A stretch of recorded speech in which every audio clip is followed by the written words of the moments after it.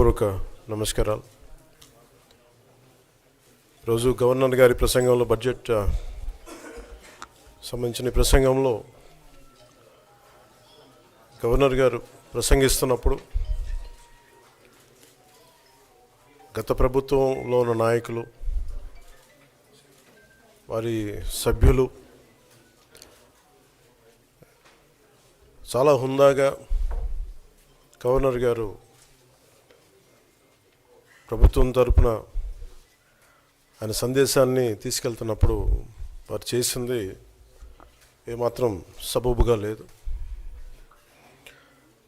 Governor గారు గత నెల రోజులుగా ఆయన ఆరోగ్య పరిస్థితి బాగా లేకపోయినా కానీ కంటిన్యూస్గా తీవ్ర జ్వరంతో బాధపడుతున్నప్పటికీ కూడా ఆయన ప్రత్యేకించి వచ్చి ఆయన ఈ రోజుని చాలా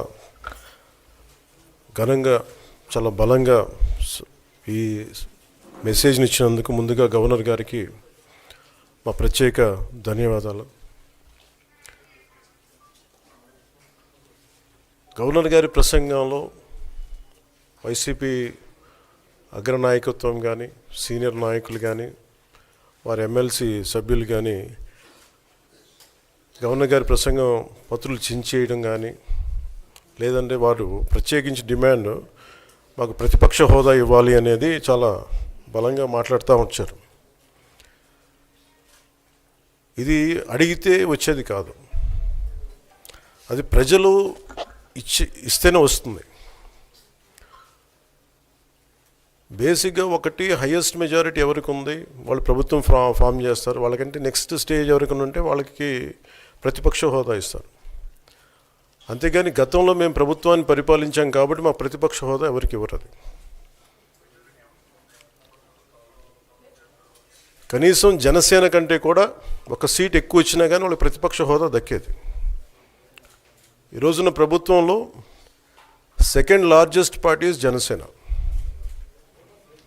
దాన్ని ప్రజల దృష్టికి తీసుకొద్దాం.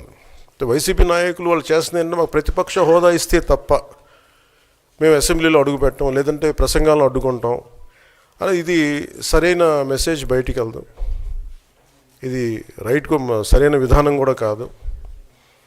ఇది ప్రజలందరికీ తెలియజేయాలనుకున్నాం. ఇది ప్రతిపక్ష హోదా ఏ పరిస్థితిలో వస్తుందంటే, మీకు రూలింగ్ పార్టీ కంటే కూడా అత్యధికంగా ఇంకొక సీట్లు వాళ్ళకంటే మీరు వస్తే, దాని తర్వాత స్థానం మీకు వస్తే ఖచ్చితంగా ప్రతిపక్ష హోదా వాళ్ళకే ఉంటుంది.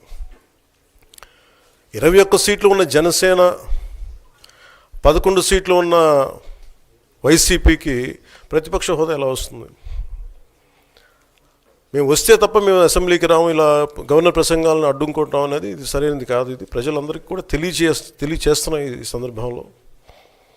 అందుకని ఇది భవిష్యత్తులో కూడా మేము కోరుకునేది వైసీపీ నాయకుల్ని, మీకు ప్రతిపక్ష హోదా ఇవ్వకపోయినా ప్రజలు మీకు 11 సీట్లు ఇచ్చారు, దాన్ని గౌరవించి మీరు అసెంబ్లీకి రండి. మీ స్థాయికి తగ్గట్టుగా మీకు మీకు ఎన్ని ప్రశ్నలు అడగాలో దాని తగ్గట్టుగా ఇస్తారు మీకు. ఇవన్నీ దాటి మన స్పీకర్ గారు కూడా చాలా గౌరవంగా, వాళ్ళు 11 సీట్లు వచ్చినప్పటికీ కూడా చాలా గౌరవంతో ఇంతకాలం వాళ్ళకి ఇస్తూ వచ్చారు. ప్రశ్నోత్తరాల సమయంలో కూడా ఆయనకి ఇచ్చారు. గతంలో కూడా ఇవన్నీ ఆయన రావడానికి కూడా ఆయన ఎలా రావాలి, ఏం చేయాలి, దానికి కూడా చాలా ఏమాత్రం ఇబ్బంది పెట్టకుండా గతంలో కూడా చేశారు. ఫస్ట్ మనకి గవర్నమెంట్ ఫామ్ అయిన తర్వాత కూడా వీటిని దృష్టిలో పెట్టుకొని వైసీపీ కొంచెం హుందాగా వ్యవహరించాల్సిన అవసరం ఉంది. వైసీపీ నాయకులకు కూడా మీకు బాధ్యత ఉంది. గవర్నర్ గారి ప్రసంగాన్ని మీరు ఆ విధంగా మీరు ప్రశాంతంగా విని, దాన్ని వచ్చే జరుగుతున్న సమావేశాల్లో మీరు దాని మీద లోటుపాట్లు మీరు చెప్తే బాగుంటుంది తప్ప ఇలా కూర్చోబెట్టి అరుపులు కేకలు ఇది సమంజసంగా లేదు. అంటే అర్ధాంతరంగా ప్రతిదానికి అసెంబ్లీలోకి రాగానే గొడవ పెట్టుకోవాలి, దేన్నైనా విభేదించాలనేది ఇది చాలా లో లెవెల్ ఆలోచన విధానం, లో లెవెల్ స్ట్రాటజీ. అది ప్లీజ్ మీరు అప్గ్రేడ్ అవ్వండి, మీరు అప్లిఫ్ట్ చేసుకొని మీరు కూర్చోబెట్టి డెమోక్రటిక్ ప్రాసెస్కి గౌరవం ఇవ్వండి. మనస్ఫూర్తిగా వైసీపీ నాయకులకి ఇది నా విన్నపం, నా విజ్ఞాపన. This what I would like to say. And నిజంగా కావాలి అంటే మీరు ఈ 5 సంవత్సరాల్లో మీరు ప్రతిపక్ష హోదా మీకు రాదు. అది మీరు మెంటల్గా ప్రిపేర్ అయిపోండి. 11 సీట్లతోటి మీకు ప్రతిపక్ష హోదా ఇవ్వబడదు. రాదు. ఎందుకంటే ఇట్ ఈస్ చంద్రబాబు గారు, గౌరవ ముఖ్యమంత్రి చంద్రబాబు గారు డిసైడ్ చేసేది కాదు, జనసేన డిసైడ్ చేసేది కాదు. దానికి రూల్స్ ఉన్నాయి, దానికి రెగ్యులేషన్స్ ఉన్నాయి, నామ్స్ ఉన్నాయి. ఉదాహరణకి నేనే ప్రభుత్వం, మన కేంద్ర ప్రభుత్వం ఫార్మేషన్కి మేము వెళ్ళినప్పుడు పార్లమెంటరీ లీడర్ని ఎన్నుకోవాలి మనం కూర్చున్నప్పుడు, ఎన్డీఏ పక్ష నాయకుడు ఎన్నుకోవాలనుకున్నప్పుడు నేను నాయకుల స్థాయిలో నేను కూర్చున్నాను. అదే నేను ఇక్కడ మంత్రిగా ప్రమాణ స్వీకారం చేసేటప్పటికి నన్ను ప్రధానమంత్రి గారి పక్కన నన్ను కూర్చోబెట్టలా. నేను డిప్యూటీ సీఎం అయినప్పటికీ కూడా అది మంత్రి హోదానే కాబట్టి తిరిగి నన్ను మంత్రులందరూ పక్కనే కూర్చోబెట్టారు తప్ప ప్రత్యేకంగా నన్ను అక్కడ కూర్చోబెట్టలేదు. అంటే very specific rules and regulations నడుస్తాయి. ఉదాహరణకి పొద్దున కూడా స్పీకర్ గారు ఎదురొస్తే, నేను అసెంబ్లీలోకి అడుగు పెడతా ఉంటే స్పీకర్ గారు ఎదురొచ్చారు.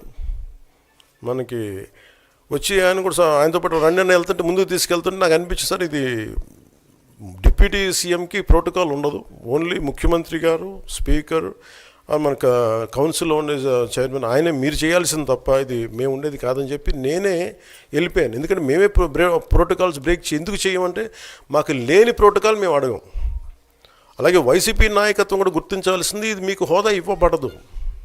ఇది చంద్రబాబు గారు ఆప్ చేస్తేనే కాదు, ఇది ఎవరు ఆప్ చేసింది కాదు, మీకు ప్రజలు మీకు ఇవ్వలేదు. మీకు అది మీరు దృష్టిలో పెట్టుకొని మీరు ప్రవర్తించాల్సింది మనస్ఫూర్తిగా నేను వారిని కోరుకున్నాను. అంతేగాని వారిని ఎక్కడ అవమానం పరచాలని కానీ వారిని తగ్గించాలని కానీ లేదు. 175 సీట్లు కేవలం 11 సీట్లు ఇచ్చారు వాళ్ళకి. ఆ దృష్టిలో పెట్టుకొని ప్రవర్తించవలసిందిగా మనస్ఫూర్తిగా వారికి కోరుకుంటూ మీకు తెలియజేసుకున్నాను. Thank you.